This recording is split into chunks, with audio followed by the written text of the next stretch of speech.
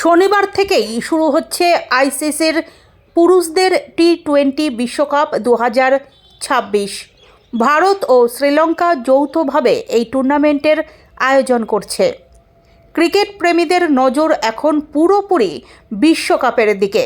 Team India নিঃসন্দেহে অন্যতম favourite হিসেবে টুর্নামেন্টে নামছে।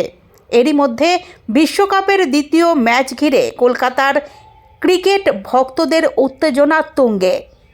টুর্নামেন্টের দ্বিতীয় ম্যাচটি অনুষ্ঠিত হতে চলেছে কলকাতার ঐতিহাসিক ইডেন গার্ডেন্সে।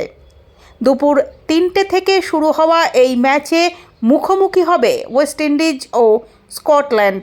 সবচেয়ে বড় খবর, শনিবার সকাল 8:30 পর্যন্তও এই ম্যাচের টিকিট অনলাইনে পাওয়া গেছে। ফলে ক্রিকেট প্রেমীরা চাইলেই স্বচ্ছন্দেই ইডেনে গিয়ে সরাসরি এই বিশ্বকাপ ম্যাচ উপভোগ করতে পারবেন।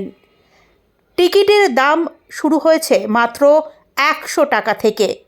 বিশ্বকাপের শুরুতেই ইডেনে জমজমাট ম্যাচ দেখতে মুখিয়ে রয়েছেন শহরের হাজার হাজার ক্রিকেট অনুরাগী।